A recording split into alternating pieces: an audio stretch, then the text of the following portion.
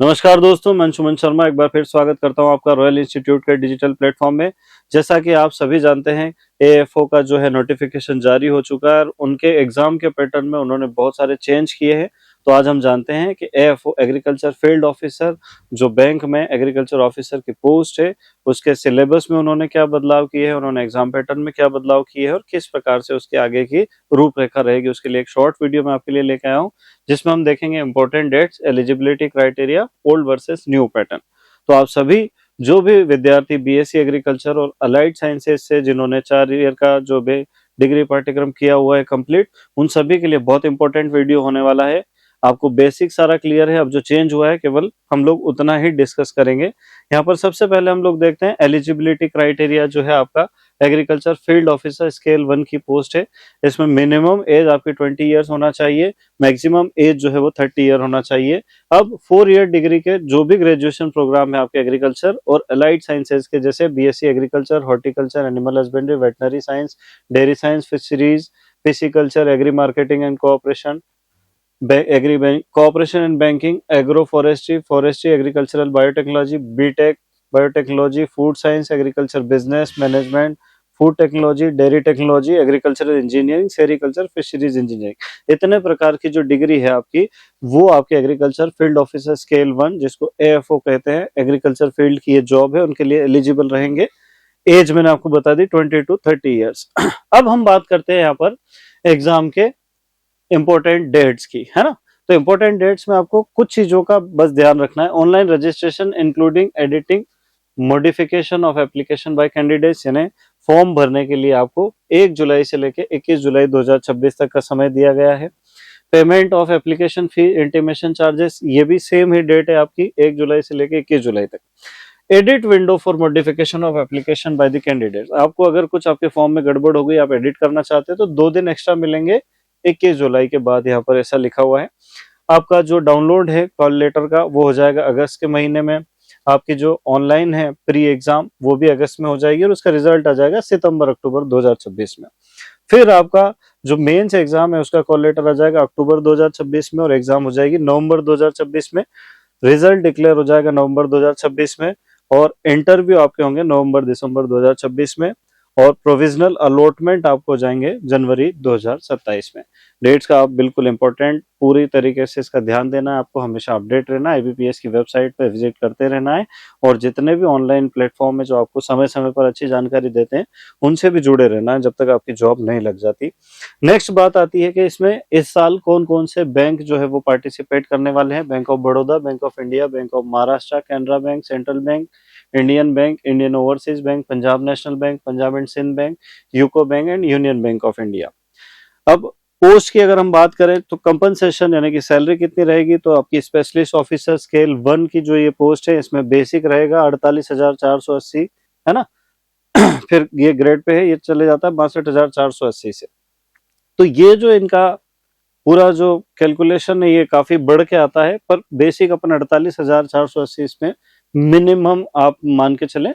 तो ये इसके जो आपके भी प्रोविजन होते हैं, टीए, डीए, एचआरए और तरह तरह के बहुत सारे अलाउंसेस मिलते हैं बैंकिंग में और अलग तरीके से उनके नाम रखे गए हैं। तो वो सब करके ओवरऑल लगभग 60-70 हजार रुपए के आसपास ये शुरुआती दौर में बनती है सैलरी आपकी। चलिए नेक्स्ट हम लोग चलते हैं यहाँ पर न्यू एग्जाम का पैटर्न क्या रहेगा। देखो, अभी हम न्यू एग्जाम का पैटर्न देखेंगे, फिर उसके बाद हम ओल्ड एग्जाम का पैटर्न भी देखेंगे ताकि हमको ये भी पता चल पाए कि इसमें चेंज क्या हुआ। तो सबसे पहले देखते हैं इंग्लिश लैंग्वेज के 25 क्वेश्चन आने वाले हैं, रीजनिंग के 25, क्वांटिटेटिव एप्टीट्यूड के 25 और प्रोफेशनल नॉलेज के भी 25, ऐसे कुल मिला के आपके 100 क्वेश्चन आएंगे। अब मार्क्स हम लोग देखें तो इंग्लिश लैंग्वेज के 25 मार्क्स है, रीजनिंग के 25 है और क्वांटिटेटिव एप्टीट्यूड के भी 25 है। प्रोफेशनल नॉलेज में आपका एग्रीकल्चर सब्जेक्ट आएगा। पहले प्री में एग्रीकल्चर सब्जेक्ट नहीं आता था, पर यहाँ पर एग्रीकल्चर के स्टूडेंट को और भी ज्यादा फायदा मिलने वाला है, क्योंकि क्वालिफाई करने के लिए या हम कहें कि प्री में अच्छे नंबर लाने के लिए एग्रीकल्चर अब उनका सपोर्ट कर पाएगा। तो यहाँ पर 25 क्वेश्चन है और उसका सबसे बड़ा रोल ये है कि 25 क्वेश्चन आपको प्रोवाइड कर रहे हैं 50 मार्क्स। तो आपके टोटल नंबर ऑफ क्वेश्चन हो गए 100, टोटल मार्क्स हो गए 125। चलिए अब हम लोग देखें कि मीडियम क्या रहेगा। तो आपका इंग्लिश जो है केवल इंग्लिश मीडियम में रहेगा, बाकी के तीनों आपके हिंदी इंग्लिश बोथ बाइलिंगुअल रहेंगे। 20 मिनट इंग्लिश के लिए आपको मिलेंगे, 20 मिनट आपको रीजनिंग के लिए मिलेंगे, 20 मिनट आपको क्वांटिटेटिव एप्टीट्यूड के मिलेंगे, 20 मिनट्स आपको प्रोफेशनल नॉलेज के लिए मिलेंगे। टोटल 80 मिनट्स का आपका प्री का पेपर होने वाला है। अब और आगे चलते हैं हम लोग, मेंस का क्या पैटर्न रहेगा। तो इसमें अब थोड़ा सा जो चेंज किया, पहले क्या होता है 60 क्वेश्चन में एग्रीकल्चर ही आता था आपके प्रोफेशनल नॉलेज में, यहाँ पर मेंस में भी आपके इंग्लिश, रीजनिंग, क्वांटिटेटिव एप्टीट्यूड और आपके प्रोफेशनल नॉलेज जो है ऑब्जेक्टिव्स वो आएंगे। साथ ही साथ 2 क्वेश्चन यहाँ पर इंग्लिश के डिस्क्रिप्टिव आएंगे जिसमें आपको लिखना पड़ेगा। अभी कैसा पैटर्न रहेगा हम लोग देखते हैं। इंग्लिश लैंग्वेज के 30 क्वेश्चन आएंगे 30 मार्क्स के, रीजनिंग के 40 क्वेश्चन आएंगे 40 मार्क्स के, क्वांटिटेटिव एप्टीट्यूड के 30 क्वेश्चन आएंगे 30 मार्क्स के, प्रोफेशनल नॉलेज जो है आपका यानी कि एग्रीकल्चर के आपके 50 क्वेश्चन आएंगे 100 नंबर के, है ना। तो यहाँ पर 50 क्वेश्चन 100 मार्क्स है। अब 2 क्वेश्चन जो आपको इंग्लिश में डिस्क्राइब करना रहेंगे वो 2 क्वेश्चन आपके आएंगे 25 नंबर्स के।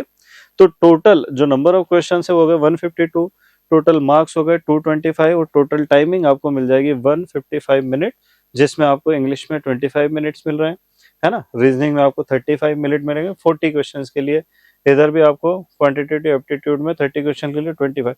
मतलब पूरा जो खेल होने वाला है वो होगा टाइमिंग का, है ना। देखिए आप 5-5 मिनट कम करके दिए हुए हैं क्वेश्चन के हिसाब से, यहाँ पर 50 क्वेश्चन 10 मिनट कम कर दिए 40 मिनट दे।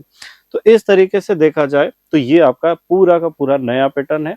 अगर आपको एक बार में समझ में नहीं आया तो आप इस वीडियो को फिर से रिपीट करके देख लेना बहुत इजीली। चलिए और बात करते हैं आप कि ओल्ड पेपर के मेंस का पैटर्न क्या था। तो यहाँ पर अगर हम देखेंगे तो ओल्ड एग्जाम पैटर्न जो प्री का था उसमें क्या होता था कि 50 क्वेश्चन आपके इंग्लिश लैंग्वेज के आते थे, 50 रीजनिंग के आते थे और 50 क्वांटिटेटिव एप्टीट्यूड के आते थे। टोटल 150 क्वेश्चन आते थे, 150।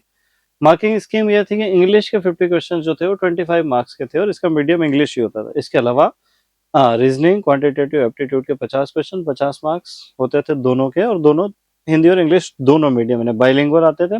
ओल्ड एग्जाम का पैटर्न जो था मेंस का वो क्या था कि प्रोफेशनल नॉलेज ऑब्जेक्टिव यानी कि एग्रीकल्चर सब्जेक्ट के आपके जो क्वेश्चन है एग्रोनॉमी, हॉर्टिकल्चर, एनिमल हस्बेंड्री और थोड़े बहुत जो करंट अफेयर से रिलेटेड 60 क्वेश्चन आते थे 60 मार्क्स के और 45 मिनट इसका टाइम होता था।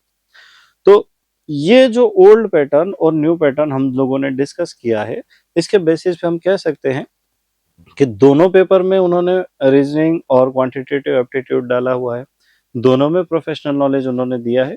तो पैटर्न चेंज हुआ है, उसमें आपको टाइम मैनेजमेंट का खास करके ध्यान रखना है। बस बाकी सब जो है आपका वैसा ही रहेगा। आपकी तैयारी उन्हीं सब्जेक्ट्स की करना पड़ेगी, कोई नए सब्जेक्ट नहीं है। और 2 क्वेश्चन जो आपके इंग्लिश के डिस्क्रिप्टिव उन्होंने डाले उसकी थोड़ी सी प्रैक्टिस करके जाइए। बाकी ऐसी ही जानकारियों के लिए जुड़े रहिए रॉयल इंस्टीट्यूट के डिजिटल प्लेटफॉर्म से। बहुत बहुत धन्यवाद। Thank you.